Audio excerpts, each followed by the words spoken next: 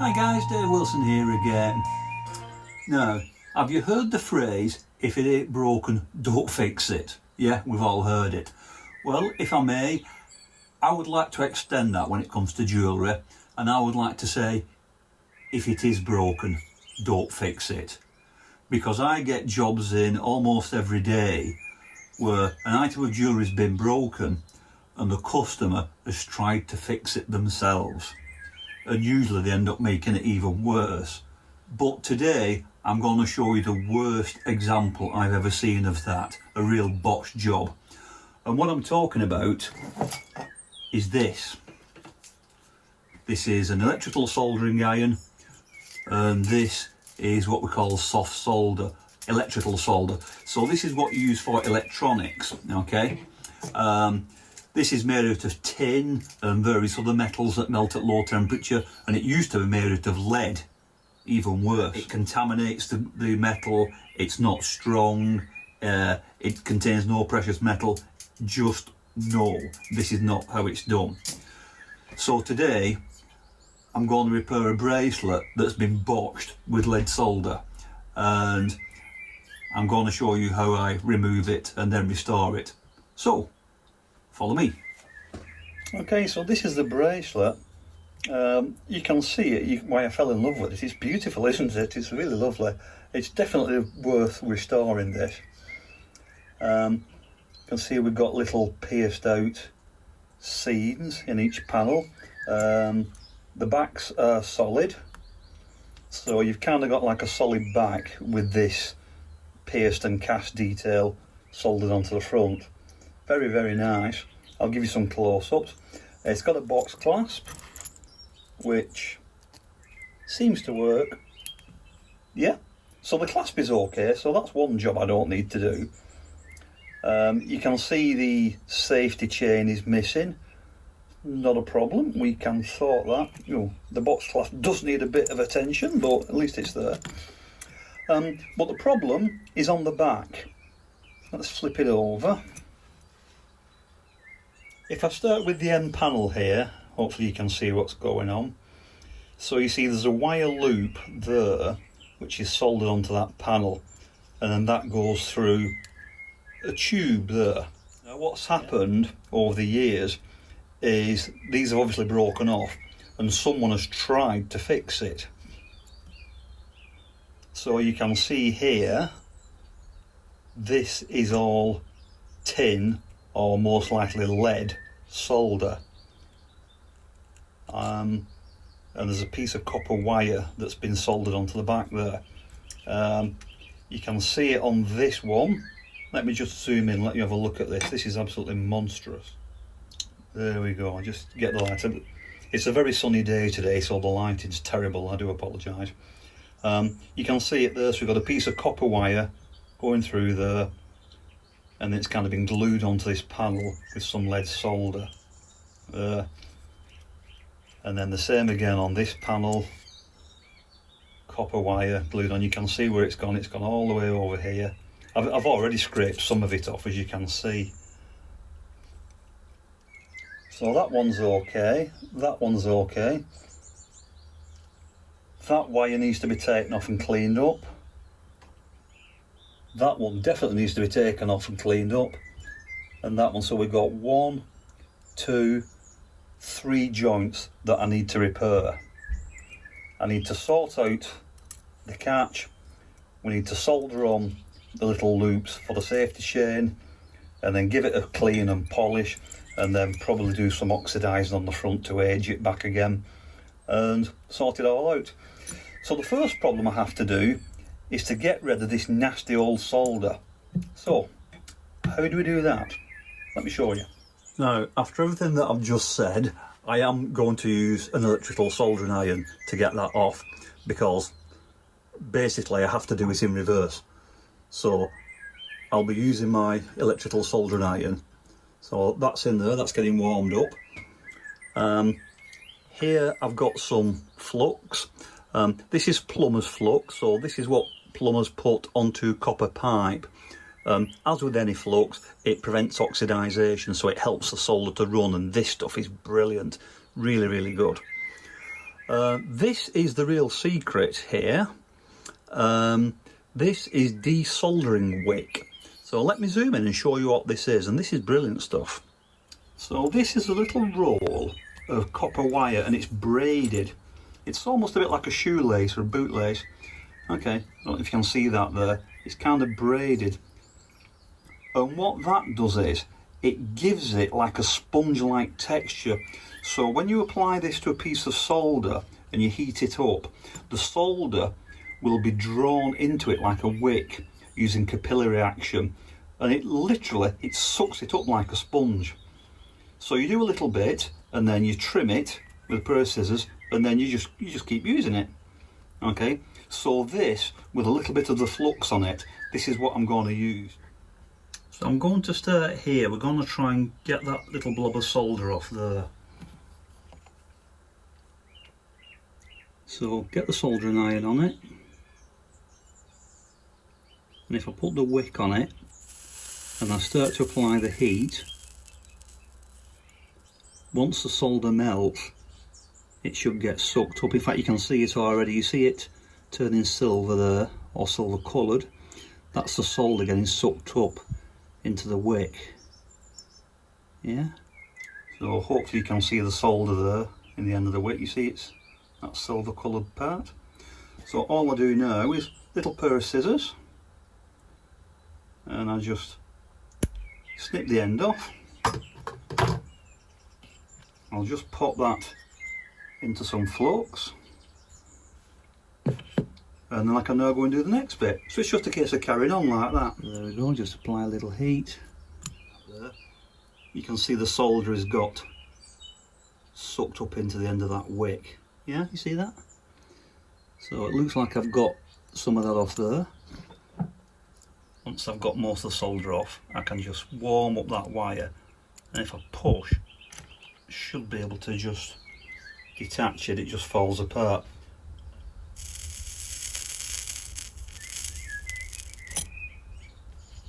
So there we go, just getting the heat on it, just scrub it round a little bit, and you can see we've sucked most of that off now. See, I can feel that going there. Oh, there we go, keeping it firm. I can see the solder just starting to melt.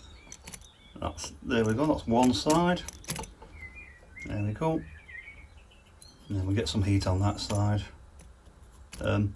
And this is what I'm talking about. You see how easily it comes apart. This is what I mean. This is not a permanent solution. There we go. The smoke that you can see, that is the flux that's evaporating as it gets hot. Once the copper wick is coming away clean, then that's a good signal that I've probably got most of it. So I think that one's okay. So just move on to the last one. Now this hasn't got much on, but it's spread out all over it, so I'm going to have to really move round on this one. So again, I'm just going to lay it flat all the way across there so it gets maximum heat onto that silver. And you can actually see now, look at the colour of that. You see all that solder that's come out there? There you go, you can see all the tin that's come off there. Look at that. So again, just snip it off. Look at that. That copper is perfectly clear. So that tells me I've got all of the solder off that now. Incidentally guys, if you look here, these are the bits of the copper braid that I've clipped off the ends. So that is all the solder that's been soaked up from our bracelet. So there you go, great stuff, eh? Copper desoldering braid. Okay, let's do some proper repair work now.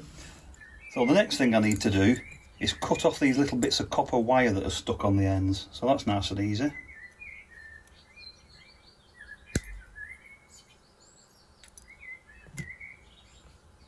Okay, so that's it, all dismantled. But of course it's covered in tarnish and bits of flux and all kinds of horrible stuff. So I think the first thing I'm going to do is just put it in the magnetic polisher and just clean it. So here's all the pieces out of the polisher. There's a tiny little piece there that I've missed. The rest of it doesn't seem too bad. So what I'm going to do now is I'm just going to use a silicone wheel. This is quite an abrasive one, and I'm going to strip everything. So basically just taking away the surface layer so I'm down to bare metal. You notice here there's a little bit of, this is silver solder there, and the remains of a jump ring there, and this is probably where a safety chain was attached. So I'm just going to polish that down, and I'll snip that jump ring off there and I'll polish that down, and then we'll put some new ones on after.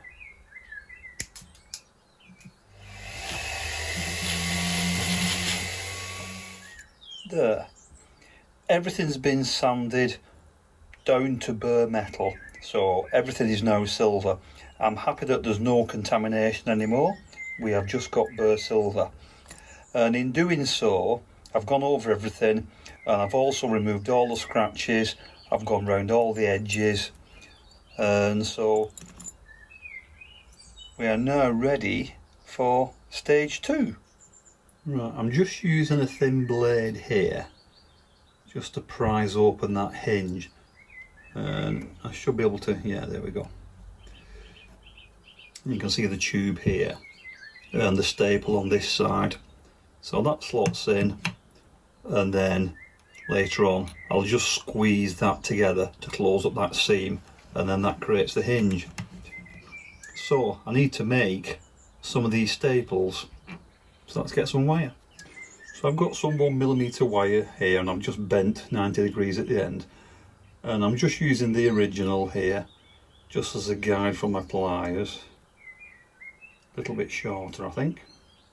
Okay, that's looking good there, and if I just get that open tube tight, and there we go, that should fit in there.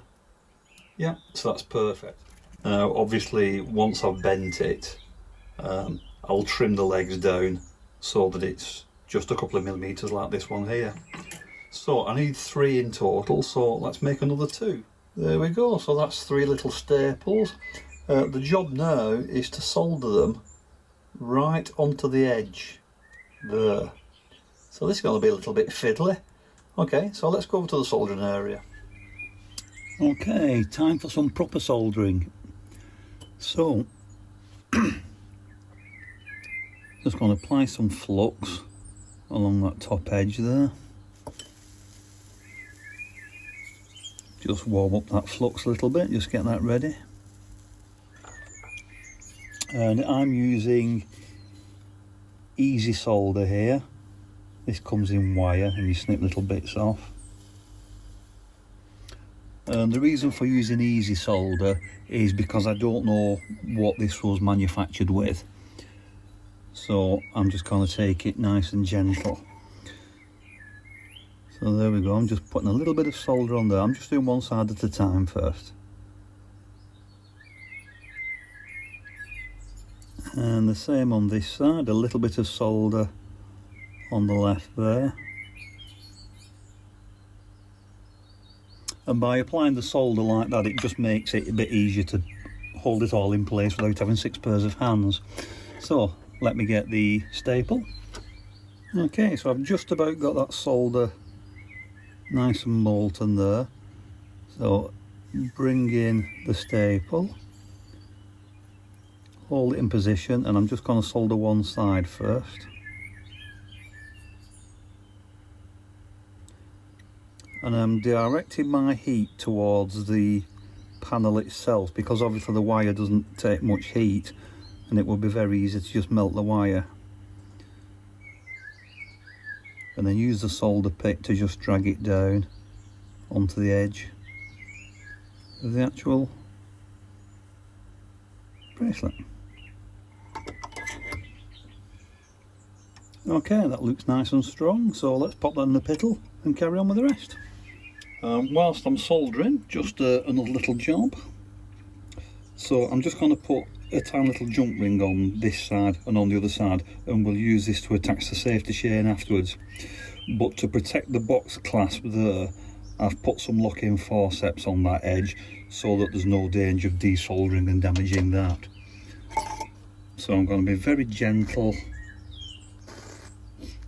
Just heat up some solder on the top there, and then just very gently solder that jump ring on. Here we are out of the tumbler. I've just given them a little clean up again. So everything's soldered up. You can see all the staples there, quite nice. Just make sure that we get them all house, dragon, house, dragon, house, dragon. And then it's just a matter of just clipping them together. So you see, here's the tube there that I've prized open with the blade earlier. So just pop the staple in there. And I can use these flat pliers. So you can see the tube there. There you go, you can see that. So if I get the pliers and I just gently squeeze that closed. So same on the other side, just nice and gentle. Just squeezing it closed.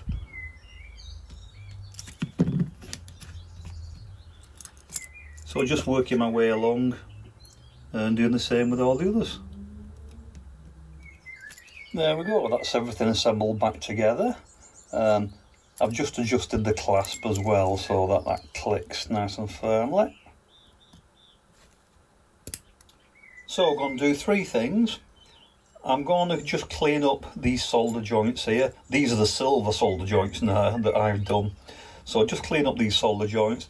Then we're going to polish the whole thing, and then what I'm going to do is I'm going to oxidize all these panels here and then highlight them so that we get the patina back.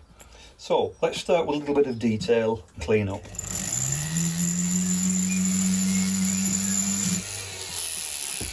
Just a little touch with the sandpaper, just get rid of those little extra bits of solder there. So, all looking good. I'll take this over to the bench polisher now and we'll give it a good buff on the inside. Follow me. Okay, so this is my little Pepe Tools Bench Basics bench polisher. I love this thing. It's so smooth and it's variable speed, it's everything, I love it. So here I've got a hard stitched mop. So this is very small radius. This is really good for getting into the inside of bracelets and bangles. So I'll use that on the inside there, get all the marks off. And then on the other end here, I've got a loose, unstitched mop. This is called a Swan's Down mop. With this one, I'm using my old favourite, the Menzona IP 164 Blue Bar. Great pre-polish. And on the Swan's Down mop here, I've got the Pepe Tools Blue Bar. This is really good for a fine mirror finish. So, let's crank it up. Sorry about the noise. Load it up with the Menzona polish and let's start polishing.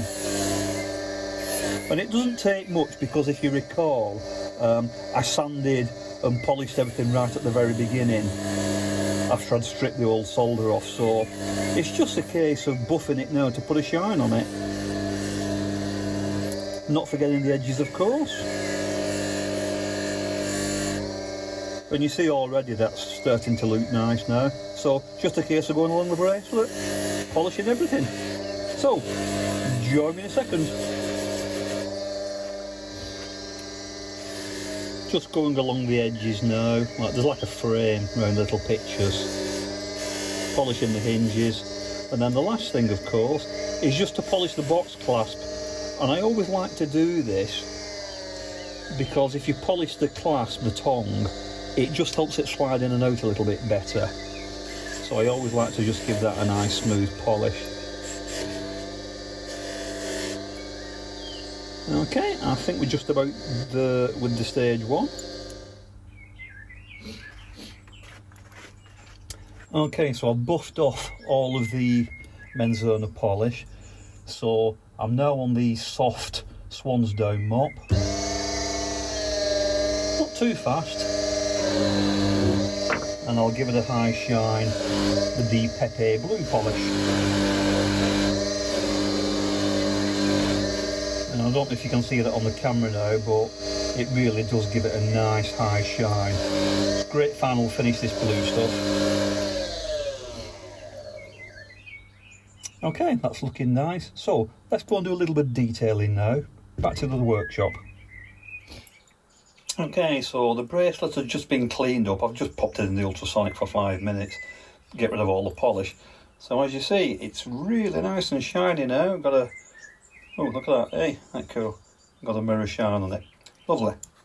So what I'm going to do now is I'm going to oxidise the front, and this is a two-stage process.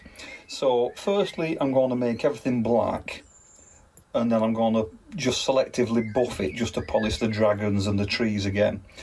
So here we've got some gel. Now this is liver of sulphur gel. You can get it in a powder, but this is a gel. I like this because it's nice and convenient. And I've got a little jar there with some boiling water in. And this just helps to make it work faster. So boiling water, little touch of the gel, and I'm just going to paint it all over the front of those panels, making sure that I poke it through and get it right through into the background.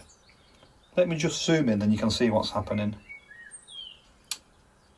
And what happens is the sulphur reacts with the silver, and as you can see there, it starts off yellow but then it starts to turn black.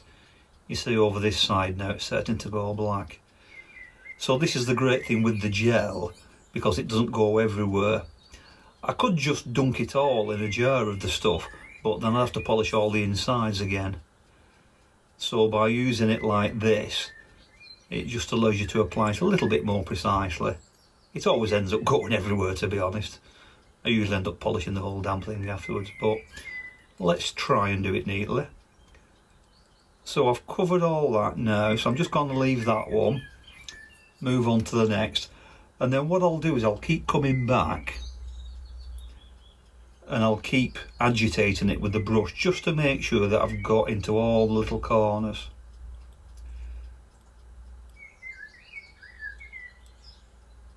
So you see I'm pushing the brush in, poking it in. You see they're starting to go black now here.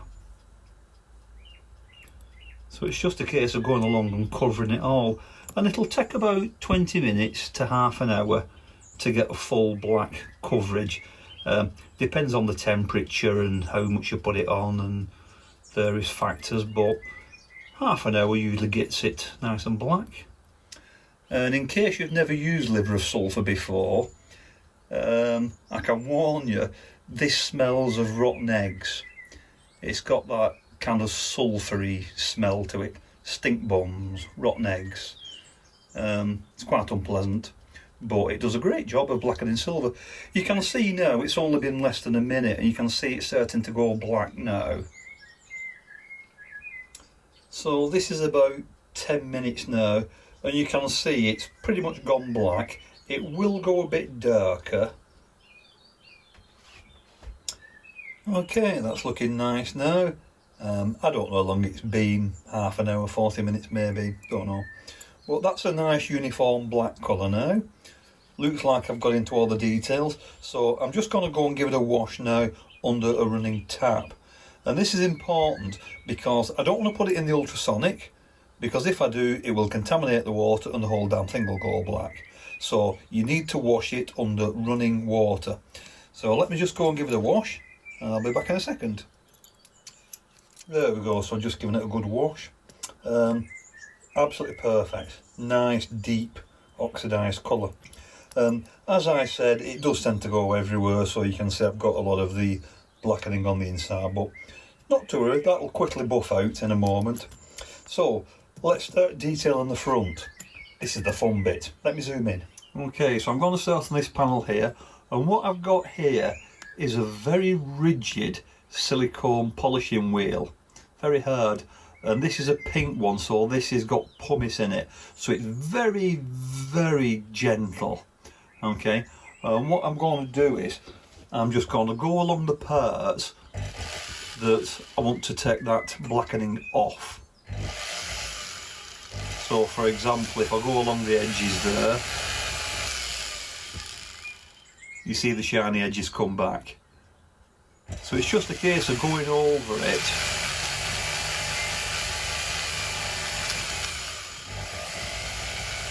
and you see that now. And because it's gentle, I'm not going to do any damage to the pattern. I'm not going to flatten the pattern out. I'm not abrading anything away. I am just literally cleaning it. Just taking that oxide off. Let's just do this one, then you can see the difference. So all black. Let's just go all over it.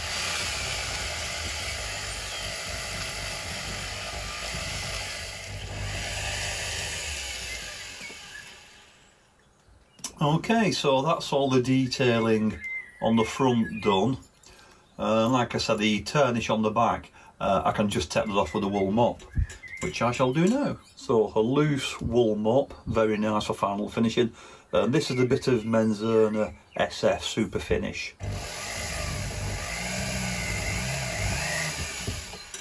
Really nice polish this because it's quite dusty, so very easy to clean off.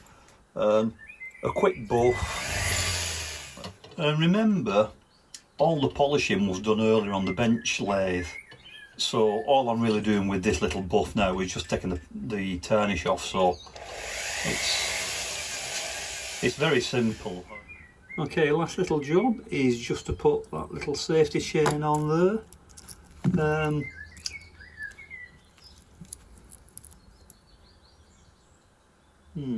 I do like that chain, but I think it might be a little bit too heavy for that bracelet, so I might swap that for a lighter one later, but it'll do for now. Oh, okay, so I think I'm about done with this now. I will say it is quite small, I don't know if you can see that, so if it struggles to sell I might have to look at extending it at a later date. If I do, I'll make a video, I'll show you how I do it. So don't forget to subscribe, please. I hope you enjoyed that, guys. A few unusual techniques though, weren't there? Removing the old lead solder and then the oxidizing and the highlighting at the end. I don't think I've shown that before. So I hope you got something out of it. Thanks for hanging out with me. Like I said, don't forget to subscribe, like, comment, all the rest of it. Get in touch. I've been Dave Wilson. Thanks for watching, and I'll see you real soon on the next video. Bye for now.